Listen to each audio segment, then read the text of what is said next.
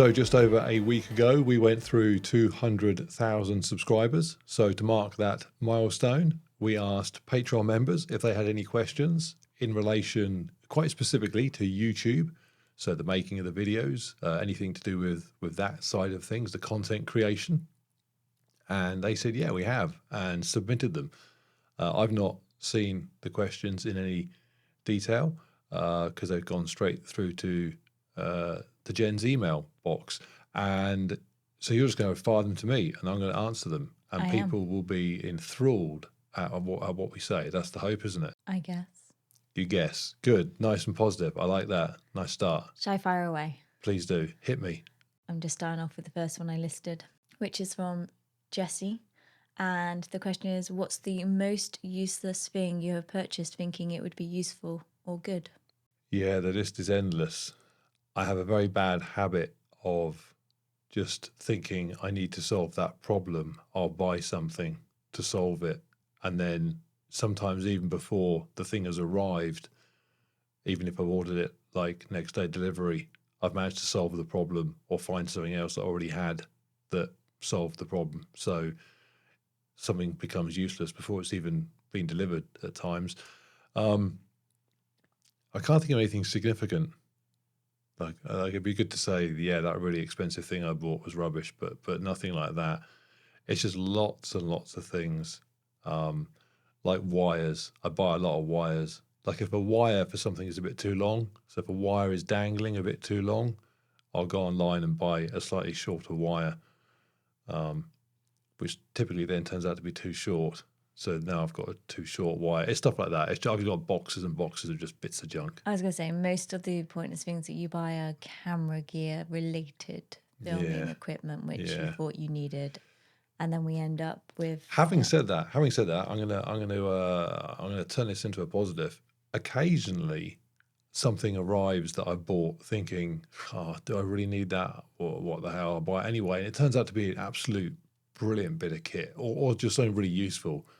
So, so yeah, it's not always bad. That kind of scattergun approach, you just buy everything and anything that moves or doesn't move. It sometimes works. So yeah, lots of useless things, but occasionally there's a gem amongst them. Okay, what's the end goal? Do you think you'll be creating content into your 60s, 70s, and 80s? Okay, this is the best way to describe it. Making videos is like painting.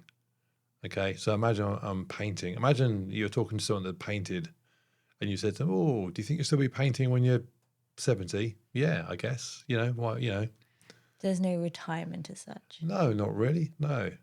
Why would there be? No. Springsteen's still writing songs. Is he? I imagine so. Elton John is still performing. Yeah, it's a creative outlet. It's different to it doesn't have the sort of targets and goals and retirement sort of things that regular jobs have. So no, I have no plans to stop doing what I'm enjoying doing. Even if you were like a billionaire, you wouldn't stop? No. No, I'm not quite sure how I'm going to become a billionaire, but a scratch card. Wow, that's a heck of a scratch card.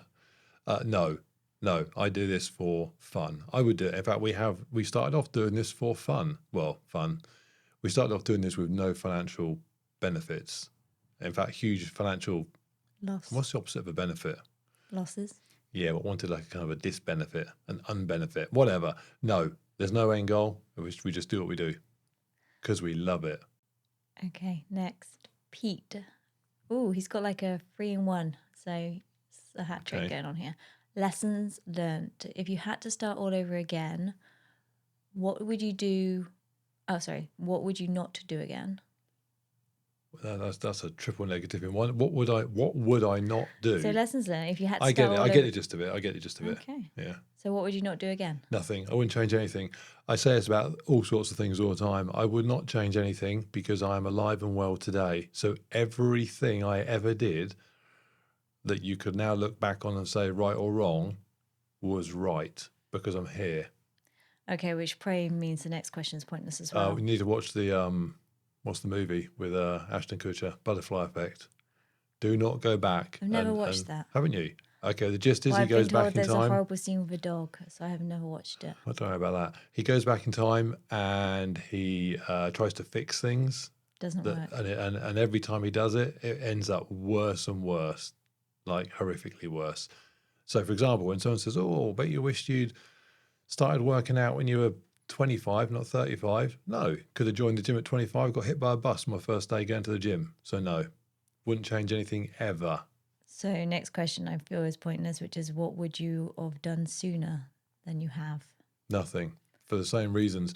And let me give you an example of why that would be wrong. So, the podcast that we're doing, I'm loving this kind of free flowing nonsense that we do, in contrast to the slightly more, well, much more scripted and structured videos. So, an easy thing to kind of come up with would be, oh, I wish we'd done the podcast sooner. No, because we wouldn't have been in a position to spend out and get the decent gear to do it properly, so it wouldn't have sounded as good. We wouldn't have been as confident that people were going to be listening to it, so we wouldn't be. It would have just everything works when it works. Also, were podcasts such a thing back in 20? Maybe they were. Maybe I just wasn't aware how. I think Joe Rogan would say, yeah, a little bit. I know, but like people, just normal people starting up their own podcasts, is that such a thing? Yes, In massive. 2018, Massive, 19, 20. massive. And I'm glad we didn't do it. It wouldn't have worked. Or it would have worked. It doesn't matter. It's working You'll now. never know. Don't care. Yeah. Okay, and the last one from Pete is, what risks do you foresee today that you didn't when you started social media? What risks do I see today? Well, to be fair, we've only been doing it a few years, so not an awful lot has changed in the world in which we now move. It's pretty much what it always was. Actually, there are things that I thought were risks that actually it turns out are, or not maybe risks. Risks is maybe the wrong word. I suppose a risk is something like, oh, YouTube might just suddenly stop and not pay us any money or something. If it all goes pear-shaped, we just do something else. So there is no risk. I mean, I don't want to kind of go off into a deep kind of conversation on this, but this isn't risk. When people talk about risk and stress and worry, whether YouTube exists tomorrow isn't a risk or a worry. A saber-toothed tiger bursting through the front door and ripping my head off would be a risk and a worry. But that doesn't exist anymore. So because that doesn't exist, we have to come up with, my mortgage or my job or my whatever, 401k. Dropped in a little pension reference there for our American friends. Those aren't risks. I mean, those are genuine things to be interested in and perhaps concerned about at times. But no, there's no. I worry about saber-toothed tigers, not YouTube. What is the best enjoyable part of video creation process for you, and what is the least enjoyable part? Most enjoyable part is anything creative. So I like writing scripts. I like editing the content. The bit in the middle depends. So What do you mean the bit in the middle? well, if I write a script so for example, let's take our next video, which we're going to be filming on Wednesday. That is a challenge between you and I to burn a certain number of calories. I won't say much more than that to kind of not spoil it. That requires me to write some stuff in advance. I enjoy that, and it will then require me to edit the footage together afterwards, and I will enjoy that. Whether or not I enjoy the bit in the middle depends on what we're doing in the middle. So that challenge, yeah, we might enjoy it. I mean, we're going to be working out a lot. It's all right. That part is, I mean, it's not unenjoyable. It just is what it is. Do you enjoy going for a run? Yeah, sure. But filming it, not filming it, doesn't make a lot of difference. So those things that, we're going to New York, we're going to be filming that. So obviously I'm going to enjoy going to New York. But no, the creative bit is the bit I enjoy. The bit I don't, and then so writing scripts, editing stuff, putting it together, hitting upload. The bit I don't enjoy, I kind of enjoy it still. The bit I enjoy less is after I've uploaded it. So the kind of, making sure that, I don't know, that there's a clip on Instagram and it's, pushing it. I don't enjoy that quite so much, having to push the stuff out there. It would be lovely to be Joe Rogan, where you can just hit upload or have someone hit upload for you, and you don't need to worry about pushing it because you got a gazillion people that will just flock to it anyway. So yeah, I'll tell you what it's like. It's like movie stars. Not that I'm one for comparing myself to movie stars who enjoy making a movie, but then don't particularly enjoy sitting down with the press for 3 months while they tour around the world to promote the film. That's the bit they enjoy. They might still be enjoyable, but it's probably, I'm guessing, the bit they enjoy less. That's me. I don't like having to, chuck stuff up on Instagram to send people to a video, in the same way that Tom doesn't like sitting down and talking to people about, I don't know, Shocking that it came back to Tom. whether he had a sick bag in the back of his F18 or whatever. Anyway. Do you use, I think it's pronounced Fiverr or other platforms for outsourcing tasks? I have a good idea for a video series. Any tips for starting out on video production? Okay, well, the first part, I've no idea. Fiverr, no idea what that is. Sounds like Grinder. Is it the same as Grinder? Fiverr. Fiverr, wasn't that a rabbit? Wasn't that the rabbit in Watership Down? I haven't watched that film. Bright eyes. Too sad. Fiverr. No, we don't outsource anything. We do it all ourselves, the way we like it.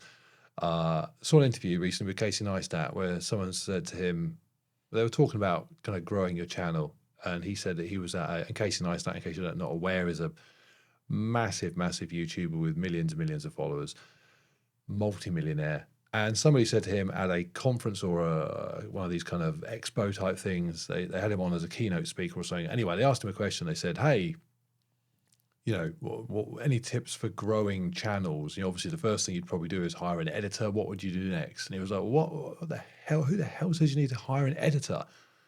That's the bit I enjoy doing. Get out of here with that stupidness. So no, we don't outsource anything. We get asked constantly if people want us to do people want to do editing for you. Exactly. People say, hey, I can edit this, I can edit that. What? Really? Yeah, who's phoning up Tom Cruise and saying, hey, I'll fly the plane and you don't need to go and be the actor in the plane? No, I'm happy to fly the plane, thanks. I think lots of stuntmen do that. What was the second part? He has no idea. It's tricky because I don't think you're. Go on. What?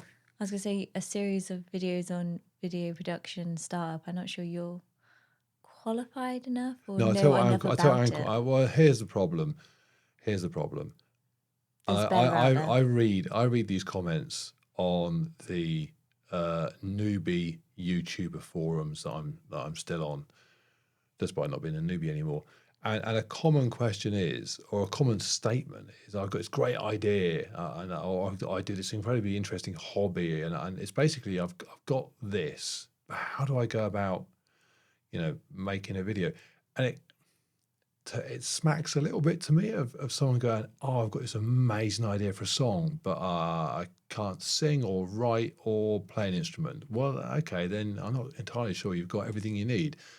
Or looking out your window and going, oh, wow, that'd make an amazing picture, but I can't paint. Okay, well then, what's your point? So because I approach this as a creative endeavor, so I don't even need particularly a great idea, because, you can tell, and many comedians, for example, do tell pretty kind of run-of-the-mill stories, but they do it in such a way that it makes it an entertaining comedic story. So for me, it's kind of creative desire first, and then you'll make something with whatever comes to hand. So I don't know how you go about saying, I've got this great idea, how do I make it into so? I don't know how to do that. I'm not sure how you answer this next question, or even if you can. How did you get your first 5K subscribers? First 5,000. Okay, so we started the channel in September of 2018, and at the end of let's call that the end of 2018 because there was obviously a couple of months. I think we started September 11th actually. September 11th, 2018. Put up a couple of videos about motorbiking. So really, the channel grew during 2019. We went into 2019 with a couple of hundred subscribers, and we had about 1,000 at the end of 2019. And then Christmas Eve of 2020, so the end of the second year. Technically, we'd been going for about 26 months at that point, 27 months. We hit 5,000 subscribers on Christmas Eve rather. And that coincided with me riding up Alpe to Zwift. So how did I get those first 5,000? The first 1,000 came from motorcycling videos, which was 2019. End of 2019. It wasn't actually until about August of 2019 I put my first video up that was not motorcycling, which was me and Nixon mountain biking along a trail that I had motorbiked on. So I sort of tried to blend the two together. That video has been seen about 1,000 times. And then so end of 2019 started to do more kind of obstacle course races and stuff. 2020 was obviously COVID year, so that was buying the bike, the Wahoo bike, and I suppose the answer to the question is by riding my Wahoo bike and tapping into that. People at home cycling or trying to exercise while wearing masks. It was that era. So it took us 2 and a bit years to get 5,000 subscribers. We're currently running at about 20,000 a month now. So give you an idea of the sort of growth. How have you found being recognizable, famous, and the parasocial aspect of internet celebrity? How have I found it? Well, I mean, how we found it, I find it perfectly fine. In fact, it's a delightful way to be famous, really, because we are almost guaranteed at a sporting event, whether it's something like a High Rocks, where it's quite full on and a very large number of people will recognize us and also be confident enough to come up and ask for selfies and stuff, because I don't know, the safety in numbers, they just see other people doing it, so they do likewise, and that's fine. And even if we do a local 5K, 10K, kind of, we did I was going to say at your duck pond we race. did duck pond the other day, and we saw maybe 5 people at the duck pond, said hi. So that's delightful. And then the minute we step away from sporting activities, it obviously falls right off, but doesn't fall off completely. So I don't think we've been at an airport in the last couple of years, or certainly last year, 4 or 5 times in airports. I mean, every time that we've been in an airport, it's happened. Someone's recognised us. We've gone to other countries and been recognised 3 or 4 times. We're almost at the point now where we can't go out for an evening without being recognised. But whether someone actually says something or not kind of depends on You can't get that how weird bold. look from some people. So that's a bit interesting. But yeah, at the moment, I mean, it's fine. People come and say hi, and yeah, great, good. Yeah, I think during sporting events, it's very cool and it's kind of placed so you know it's going to happen. Yep. When we're out and about and you're in the airport queue and somebody just taps on your shoulder and goes, Mark, it's like, it's still surprising, shocking. Like, it's weird still. I find it less so now. I find it I almost find it a bit weird when it doesn't happen. Like, I think, hang on a minute, we just walked through an airport with a couple of 1,000 people in it. How come no one recognised that? Ego. Well, not so much that. Just when you do the numbers, there's, we're getting a couple of million views a month, and half of those are from the UK. So if we walk through an airport with 1,000 people in it, statistically, someone will have seen us. And then on top of that, because of my size, I stand out. So it just kind of all adds up that somebody will have recognised us. Whether or not they say hi depends on how kind of confident they're feeling. And I don't mind it. I mean, within reason. I was going to say, I don't think anyone ever saying hi has ever been like, don't. Like, no, the only time it's nice. a kind of, I mean, and this used to happen when I was doing stand-up. So when I was doing stand-up, people would, if you ever told them, I never got recognised, but or very rarely, but people would, I would tell them, what do you do for a hobby? I do stand-up. And they go, oh, here's a great joke. And they tell me that it's kind of the most stupid joke ever. What happens a tiny bit now is that people will sometimes, so don't do this, or do it, but then we'll talk about you on a podcast. they'll say, "Hey, here's a great thing you should be doing, and you should be doing this, and you should be doing that," or they'll kind of give me their pitch, or they'll we had some of that High Rocks, didn't we? Kind of throw a one-liner at us that you'd been working on for a couple of weeks. Don't do that. I don't even remember it. Don't do that. Don't do that. I mean, that's the equivalent of walking up to Tom Cruise and going, "Oh, do you know what you should do? Next time you're in an airplane, you need to, whatever, hit the left rudder and then put it into a tail. I tell you what, I'll fly my plane and you carry on being an accountant or whatever it is you do." So don't do that. But absolutely say hi, ask for a selfie, all that stuff. Tell me what you're up to. I'd rather hear that. I'd rather hear someone go, "I was whatever, a fat slob, and now I'm not." I love hearing those stories. Don't tell me what my next video should be. Which video was your favorite to make and why? Oh, God knows. That's like saying that's like asking a normal person what your favorite kid is. It's not like asking me that because I just say Josh, the others suck. Yeah, I don't know. Oh, well, actually, I mean, yeah, I don't know. There's so many. There are some videos that are actually, it's tricky because when you say favorite video to make, well, for example, go right back to almost our very first video, touring around Africa on the motorbikes. That was an amazing. Yeah, part of that process was obviously touring around Africa on motorbikes. So that was our favorite video to make. But then there are videos like the expert reviews, movie montage, training scenes where I didn't leave this desk, but that was an incredibly fun process to do. So it's very hard to say. There's bits of there's some videos that I just laugh constantly at what I'm doing or what I'm writing. So they're very fun things to do, but that's only a bit of the process. Yeah, impossible to say. I mean, they've all have traits. So there's no video that I don't like. They've all had bits. Yeah, I don't know. It's like your kids. Who's your favorite kid? No idea. I was going to say, it's normally the videos where you're more self-indulgent that you enjoy the most. Yeah, what did that happen first on? Actually, it might have happened. Well, okay. Interestingly, yeah. I mean, I know this because when I started to get a little bit okay at stand-up comedy, my stuff became more self-indulgent. It became stuff that I thought I like this, and it wasn't received quite so well. And there's a balance to be had between you need to be self-indulgent because otherwise you're not going to enjoy what you're doing, but you have to also be mindful about your audience. So you have to be self-indulgent in a mindful way. And that's happened on a couple of videos where I've thought, I'm almost making this for me, and it then doesn't do it quite so well. The vegan Christmas one. The vegan Christmas one, the motorbike one. Although see, what's interesting is that the people that watch those actually love them. Like, love them. They're like, "Oh, watch this with tears in my eyes." Nixon one. Yeah.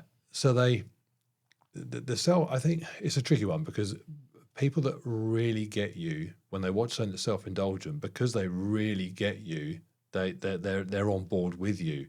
The trouble with self-indulgent content is that people that are just sort of there for the fun, they're a little bit like, "Oh, I'm not too much." Yeah, there's too much. There's too much of Mark in this. Now, for some people, they're like, I couldn't have, you couldn't put too much of Mark in anything.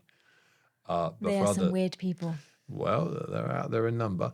But yeah, I don't know if that answered the question or not. But that's what I've said. Next. At what point did you reach and ultimately surpass the investment of all the camera gear? And Wow. It might tie in with the same question. And at what point did it become viable to make a living from YouTube? Okay, well, the first one's easier. It would have probably been this time last year. So, yeah, sometime around sort of May, June of last year, which actually was when we hit 100,000. That was probably getting close. And I spent a lot of money setting this up right from, or not setting up right because we wasted a lot of money, but making sure we had every base covered. So, if there was a bit of kit that I wanted, I went and got it. And that isn't a common way of doing YouTube because it's commonly done by 12-year-olds starting on their iPhone. I didn't do that. So yeah, it took us a while. So last year is when we covered costs. Although what we covered was the literal cost of buying iMacs and cameras and stuff. if I'd had to cover the cost of taking a couple of years off work effectively, well, we're not there yet. Which kind of ties in with the next one, because when did it become viable? It's not viable. It's not viable for, and this is a very particular. Well, this answer is going to be very particular to any one individual because everyone's situation is different. We have a house, a lifestyle that is consistent with the money we were earning in our previous job, and we aren't there. So we don't. If we hadn't had that previous job and the financial savings that came from it, we wouldn't be able to do what we do. We effectively run not at a loss, but we do not make enough from YouTube to live on. But hopefully one day. Yeah, we're not a million miles away, but it's still working on it. Work in progress.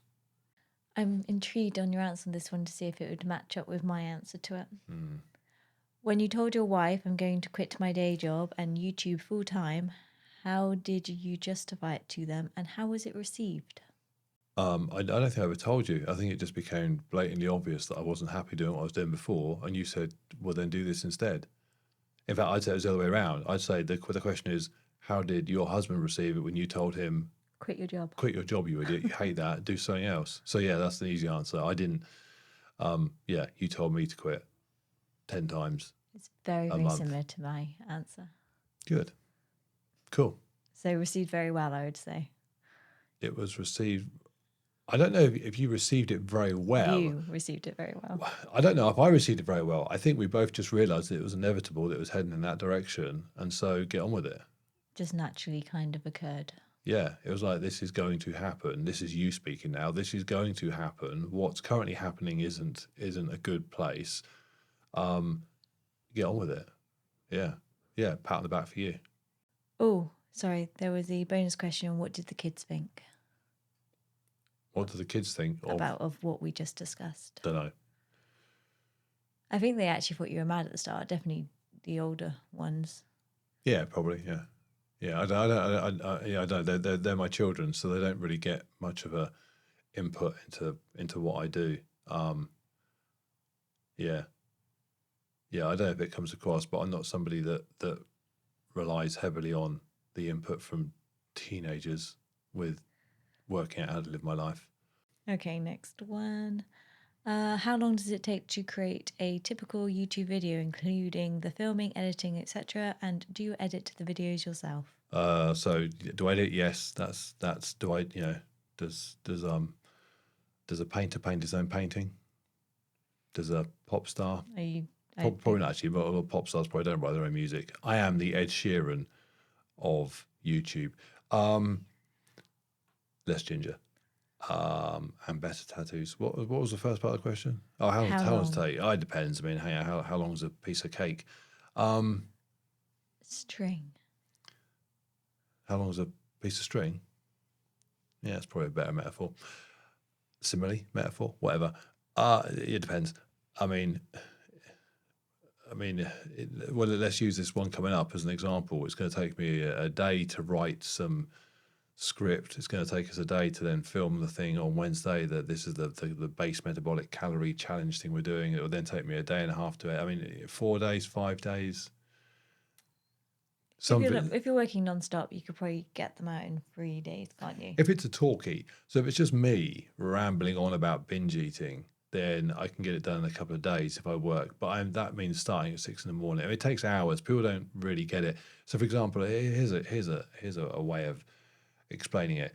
If you go and watch the latest video that I did, which at this point will be the Kipchoge shoe videos, the Nike Alpha Fly video, the cold open to that, which is the bit that happens before the Mark Lewis credit music bit pops up, it's less than a minute long. And it doesn't have an awful lot going on in there, really, apart from a little figure of Kipchoge popping up and then growing in size to be as big as me and some text. That takes me hours to do because I don't know what I'm doing. I'm literally learning as I go. So, a minute of footage can take me a couple of hours easily to get right. Equally, I can just blast through stuff. But the minute I blast through, the minute I think, oh, I've done 2 or 3 minutes worth of a 15-minute video there and I haven't had to do much, it kind of gives me cause for concern. I used to think that's good. I've got a chunk of it done there and didn't have to do much to it. But I've since watched enough Mr. Beast videos to know that if I'm not creating something visual and interesting on top of simply what I've recorded, it might not be enough.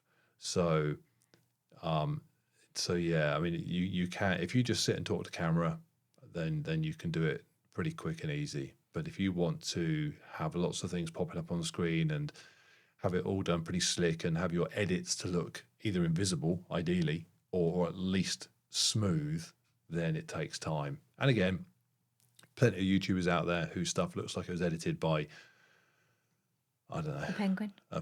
Yeah, a penguin with no wings, just using his beak to just Do they have hack at the wings? keyboard. I don't know. You look more you like can do, you can arms. get away with doing it badly, but and make money. You can make millions of pounds doing it badly, but I don't want to do it badly, so I don't. So yeah, 3 days is I was the going to say shortest. the small amount of editing I do help out with. I mean, Well, it takes you a I was day going and a to half say to do a that was short. going to be my point, that Yeah. it takes me forever just to do like a 1 minute clip. Yeah, And you still take forever to do your part. So it is a long process. it is. It's long. Yeah, Especially, as you say, when you're learning as you're doing it, which I Yeah. am. Like, it's painstaking for you to watch me do what I'm doing. it hurts. So I imagine somebody above you, it must be painstaking for them to try and watch what you're doing. Yeah, less painstaking, but I get your point. Okay, has moving to content creation as a full-time job made it any more or less enjoyable? It hasn't made the content any different. Making content is enjoyable, and it's now still enjoyable. There's no more No like change. added stress or anything because you now got to earn money from it. No. And I don't see a saber-toothed tiger banging on the door, so there's no stress. No, it's taken away the misery of the previous occupation, so that's good. But my day is better not because YouTube has got better. It's better because the stuff that sucked isn't around anymore. But YouTube itself is as good now as it was then. I mean, if anything, I was going to say it's better because I get more time on it. But I had time before. It's just better. It's just good. It was good then. It's good now. You're growing nicely in subscribers. Have the trolls count grown as well? No, trolls. We don't care about trolls. I'm not quite sure why. Probably because of the age demographic of the audience. We just don't get many anyway.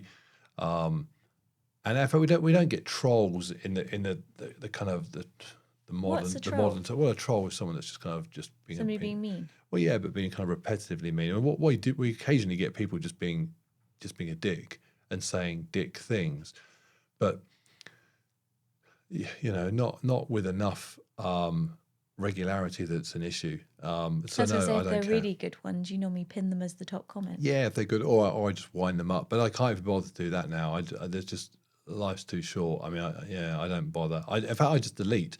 I do quite a bit of deleting. So if I see somebody, I mean, here's a good example. It doesn't.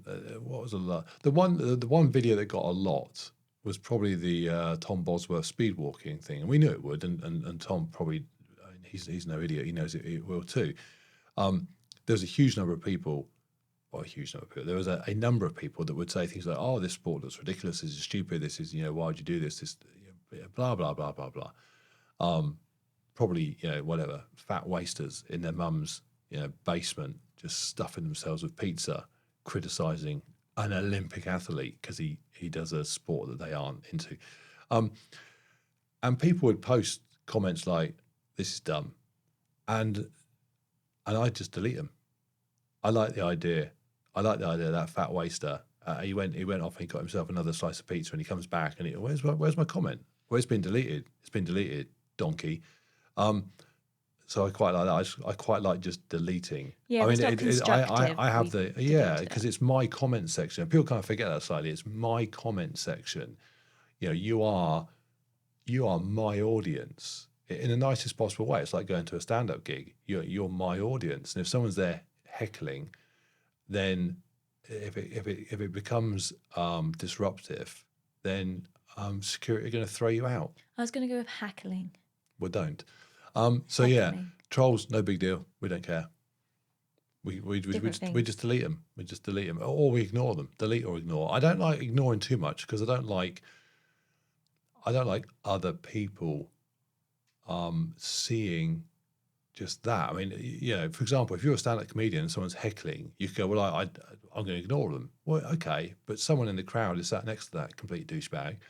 So no, delete them. Although what is very nice is that the person sat next to that person normally now does say something. Like you have people in your comment section that Yes, will sort of. normally stick Yes, up and be and that nice. is, on the one hand, that's nice. When other, it's tricky because the trouble with that is if you have people effectively in your audience arguing with each other, it just creates. I mean, it's nice to think, oh, someone's sticking up for me, or common sense even.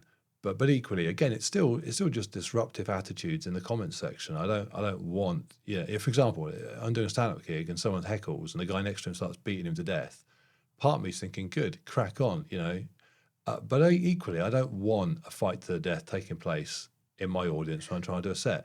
What advice would you tell your past self back when you were starting out YouTube? Keep doing what you're doing. That's Yeah, what else is there to say? just checking. Yeah, carry on as you were. Do you ever struggle for ideas for content or feel the pressure to shoot something when you aren't in the mood? No, not anymore. No, Not I mean used we to. don't struggle for ideas for the reason I just mentioned. I mean, no, we don't struggle for ideas and struggle to. No, because I'm always in the mood to do some sort of content creation. So if I'm not in the mood to go and work out and bounce around and kind of yeehaw, then I can do a slightly more kind of introspective thing about eating or motivation or something that kind of taps into that low mood. Or different type of mood, that lower energy mood. And you are So very no is good the answer. when you feel like you have had enough, like what you say, is it writer's block type thing? Like you will just step away and just do something else. Yes, if I have no ideas that spring into mind, I will stop. But my mind is pretty productive, and it normally comes up with something pretty quick. Normally just take the dog out for a walk, and when you come back, you're fresh and ready to go Absolutely. again. Or sauna. I do that quite a lot. I'll often just sit in a sauna and just think. Also, I was out for 3 hours yesterday on the bike. And when I wasn't listening to Sam Harris supporting J.K. Rowling and promoting Brazilian Jiu-Jitsu, I was thinking, I was on the bike, I'm thinking, what can my next video be on? What, are there any funny one-liners? I'm constantly free to think. Actually, that's the thing that's changed with not having the old job. I spend a lot more time, or I'm able to spend a lot more time thinking. I'm taking a kid, aren't I? One of my kids is going to the airport tonight for a flight tomorrow. So I'm going to be driving for a couple of hours today. And I won't have the radio on. I'll just be sat there thinking. And that gives me ample time to come up with ideas and motivations and thoughts and, whatever. How does your wider family feel about all of this, and do you take their views into account? Don't know, don't care. I thought that'd be about the answer. Yeah, I mean, but also let me explain how that works. We've mentioned the kids already, and we've mentioned you. Wider family. I'll tell you what wider family do. Here's why I don't know, because I haven't asked them. And the reason I haven't asked them is this is the reason. So let's invent someone. I don't know, my sister. I don't have a sister, but let's invent my sister, okay? She would ask a question. The trouble is people have no idea what goes on behind creating a YouTube channel typically. And why should they? They absolutely should have no idea. And why I don't know anything about, I don't know, whatever, nuclear physics. So why should they know about YouTube? But they know what they can see. And they just kind of feel it is a little bit kind of, it's a bit cool and it's a bit, so they kind of feel compelled to talk about it. And so what will happen is that you'll get people say, here's the best example, okay? Here's the best example. Imagine I meet Tom Cruise, right? I'm going to meet Tom Cruise. We're going to have dinner together for some reason. Are you Tom Cruise's family at this No, point? no, I'm just someone's meeting Tom Cruise. I know I've won. I traded in my £1 billion scratch card for a dinner with Tom Cruise. My first question to Tom Cruise, not my first. My first question is going to be, whatever, nice trip here, whatever. A question I would have for him would be something like, how much of a nightmare is it for you to be, on occasions sat on motorbikes in your movies, like almost all your movies, even just kind of rolling through the car park. Are directors, are insurance companies not kind of like losing their mind with that? And I would like to think he'd go, yeah, you wouldn't believe it. Like we have, I have to do this, I have to do that. Okay, that's the question I'd have for him. That sort of question is like my imaginary sister saying to me, hey, you film in 4K. Is that not like a nightmare when you're editing? Is that not, does not take longer to, I'd go, hey, that's a really good question. Yeah, and I could talk about, 1080p and 4K and whatever. Excuse me. But what the question I wouldn't have for Tom Cruise is, I